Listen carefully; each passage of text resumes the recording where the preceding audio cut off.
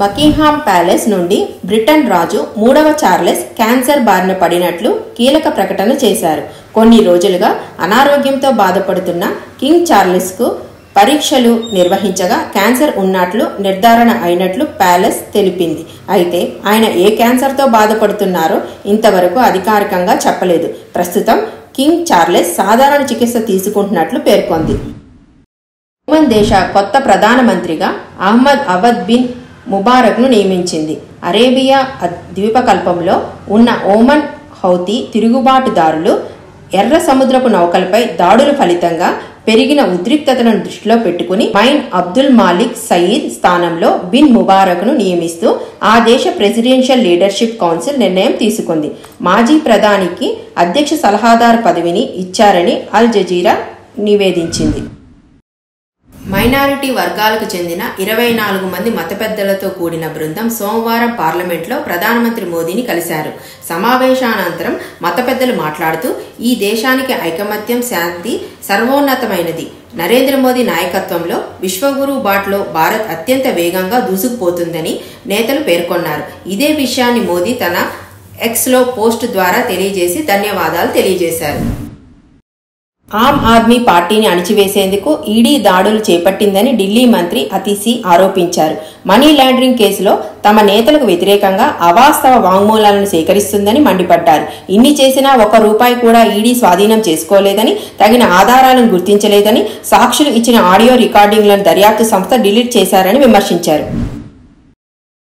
Money laundering case దర్యాప్తును ED ముమ్మరం చేసింది. కేసుకు సంబంధించి ఢిల్లీ ముఖ్యమంత్రి అరవింద్ కేజ్రీవాల్కు ఇప్పటికే వరుసగా సమన్లు పంపుతుంది. ఈ క్రమంలో మంగళవారం సీఎం వ్యక్తిగత కార్యదర్శి బిభవ్ కుమార్కు చెందిన ఇల్లు, కార్యాలయాల్లో తనిఖీలు చేపట్టింది. జల్ బోర్డు మాజీ సభ్యుడు సెలబ్ కుమార్తో పాటు యాప్తో సంబంధం ఉన్న పలువురికి చెందిన ఇల్లు, ఆఫీసుల్లో సోదాలు జరిగాయి. తెలంగాణ సీఎంగా బాధ్యతలు చేపట్టిన తర్వాత తొలిసారి ఢిల్లీలో సోనియా నివాసంలో CM Revanth Reddy, deputy CM Mallu బట్టి విక్రమార్క, మంత్రి పొంగులేటి శ్రీనివాసరెడ్డి సోనియా గాంధీతో భేటీ అయ్యారు. ఈ సందర్భంగా రానున్న లోక్సభ ఎన్నికల్లో తెలంగాణ నుంచి పోటీ చేయాలని సోనియాను కోరారు. మరోవైపు తెలంగాణ ప్రజలకు ఇచ్చిన హామీల అమలు తీరు మరియు తాజాగా 500కే గ్యాస్ సిలిండర్, 200 యూనిట్ల వరకు ఉచిత విద్యుత్ విషయంలో కేబినెట్ తీసుకున్న నిర్ణయాల గురించి కూడా ఆమెకు తెలియజేశారు రేవంత్ అండ్ టీమ్. తిరుమల శ్రీవారి భక్తులకు టీటీడీ గుడ్ న్యూస్ తెలియజేసింది. దీనివల్ల చాలా మంది ప్రజలకు ఊరట కలుగుతుందని భావిస్తున్నారు. తిరుమల వీఐపీ బ్రేక్ దర్శనం కోసం భక్తులు ఆన్లైన్లో టికెట్లు కొనుగోలు చేయటం వల్ల క్యూ లైన్లో నిలబడనవసరం లేకుండా దర్శనానికి వెంటనే వీలు కల్పించనున్నారు. జగన్ ప్రభుత్వం డిఎస్సి అభ్యర్థులను మోసం చేసిందంటూ విజయనగరం కోట జంక్షన్ వద్ద డిఎస్సి అభ్యర్థులు నిరసన చేపట్టారు. మెగా డిఎస్సి ముద్దు, జగనన్న వద్దు అంటూ నినాదాలు చేశారు. 23,000 పోస్టులతో మెగా డిఎస్సి ప్రకటించాలని డిమాండ్ చేశారు. నెల్లూరు కోర్టు ఫైళ్ల మాయం కేసులో కాకాణి గోవర్ధన్ రెడ్డికి క్లీన్ చిట్ వచ్చింది. దీనితో ఆయనపై తీవ్ర ఆరోపణలు చేసిన టీడీపీ నేత చంద్రబాబుపై సవాల్ చేశారు. అసత్య ఆరోపణలు చేసే చంద్రబాబుకి విలువ ఎక్కడుందని, తాను సిబిఐ విచారణకు సిద్ధమని, మరి అన్ని కేసులపై కాకపోయినా కొన్ని కేసులపైన అయినా సిబిఐ విచారణకు చంద్రబాబు సిద్ధమా అని వ్యాఖ్యానించారు. నెల్లూరు కోర్టులో జరిగిన చోరీ కేసుపై మాజీ మంత్రి సోమిరెడ్డి చంద్రమోహన్ రెడ్డి స్పందించారు. 8 ఏళ్ల క్రితం చంద్రబాబు ఇంటి చుట్టూ తిరిగిన కాకాణి గోవర్ధన్ రెడ్డికి చంద్రబాబుని విమర్శించే హక్కు లేదని, తలక్రిందులుగా తపస్సు చేసిన కాకాణి గోవర్ధన్ రెడ్డి ఈ కేసు నుండి తప్పించుకోలేరని అన్నారు. ఎమ్మెల్యే వెల్లంపల్లి శ్రీనివాస్ మరియు విజయవాడ డిప్యూటీ మేయర్ మాట్లాడుతూ రాష్ట్రంలో ఎక్కువ కబ్జాలు చేసింది ఎవరని అడిగితే బోండా ఉమా పేరే వినిపిస్తోందని, అన్ని ఆధారాలతో త్వరలోనే బోండా ఉమా అవినీతి మరియు అక్రమ కబ్జాలను బయట పెడతామని తెలిపారు. మార్చి 1 నుంచి ఇంటర్ పరీక్షలు మరియు మార్చి 18 నుంచి 10th పరీక్షలు ప్రారంభం కానుండడంతో తగిన ఏర్పాట్లు చేయాలని విజయనగరం జిల్లా కలెక్టర్ నాగలక్ష్మి అధికారులను ఆదేశించారు. అధికారులంతా ఈ ప్రక్రియను సమన్వయంతో పూర్తి చేయాలని సోమవారం కలెక్టరేట్లో జరిగిన సమావేశంలో తెలియజేశారు. టీడీపీ నేత కూనా రవి మాట్లాడుతూ ముఖ్యమంత్రి జగన్ నిరుద్యోగుల్ని మరోసారి మోసం చేశారని, మొత్తం 50,892 ఖాళీలుంటే కేవలం 6100 పోస్టులకే నోటిఫికేషన్ ఇచ్చారని, ఇది మెగా డిఎస్సి కాదు దగా డిఎస్సి అని అన్నారు. చలో అసెంబ్లీకి పిలుపునిచ్చిన సర్పంచులు ఏపీ అసెంబ్లీ సమావేశాలు మొదలు కాగానే ఒక్కసారిగా అసెంబ్లీ ప్రాంగణంలోకి దూసుకొచ్చారు. గ్రామ పంచాయతీల నిధులు సచివాలయ కార్యదర్శకులకు కాకుండా తమకే ఇవ్వాలని పెద్ద ఎత్తున నినాదాలు చేయటంతో పోలీసులకు సర్పంచులకు మధ్య తీవ్ర వాగ్వాదం జరిగింది.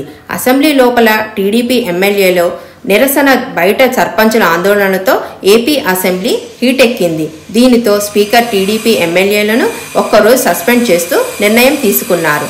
దాన్ని సభ ఆమోదించడంతో టీడీపీ సభ్యులు బయటకు వెళ్లి నిరసన తెలిపారు.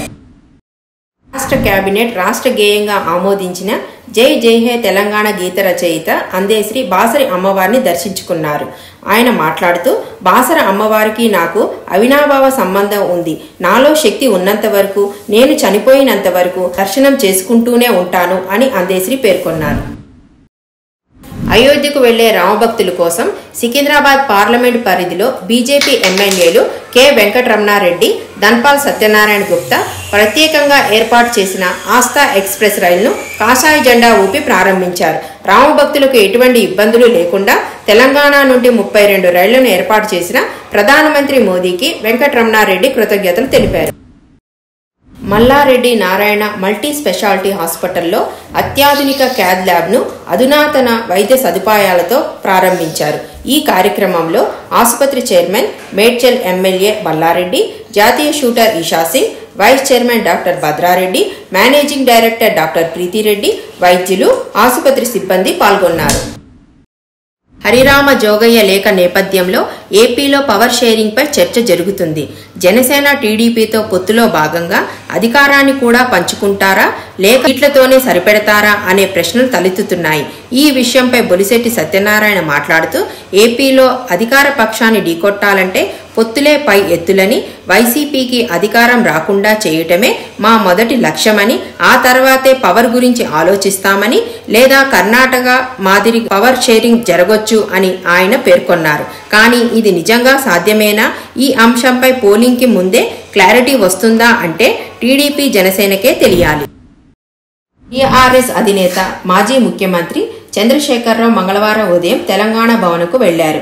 కృష్ణ పరివాహక ప్రాంతంలో ఉన్న ఉమ్మడి జిల్లాల నేతలు, పార్టీ ముఖ్య నాయకులతో విస్తృత స్థాయిలో సమావేశానికి కేసీఆర్ అధ్యక్షత వహించారు. కృష్ణా బేసిన్లో ఉన్న ఉమ్మడి ప్రాజెక్టులను కేఆర్ఎంబీకి అప్పగించడంపై, పోరుబాటుకు సంబంధించి కార్యాచరణపై నేతలకు కేసీఆర్ దిశానిర్దేశం చేశారు. ఉమ్మడి నల్గొండ జిల్లాల్లో ప్రాజెక్టుల అప్పగింతకు వ్యతిరేకంగా రైతు గర్జన పేరిట ఈ నెల 13న నిరసన సభ నిర్వహిస్తారు. అసెంబ్లీ సమావేశాలు, కేబినెట్లో ప్రభుత్వం తీసుకున్న నిర్ణయాలపై కేసీఆర్ చర్చించనున్నారు.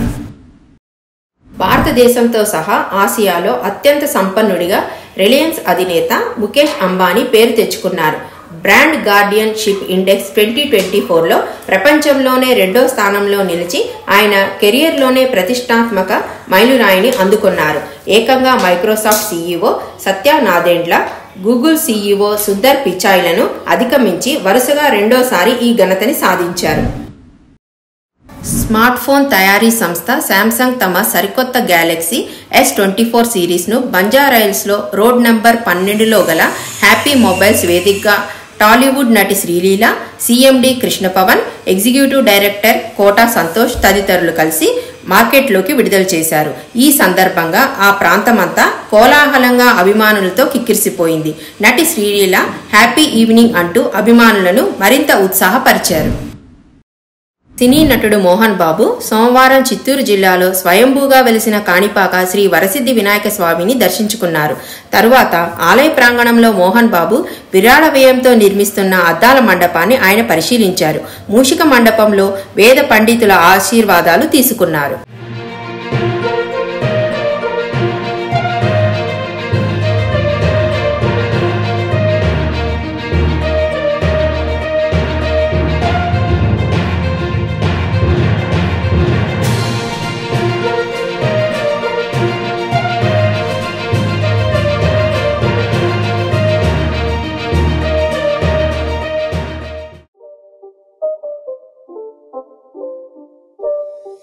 It's not a game, it's a rich thing.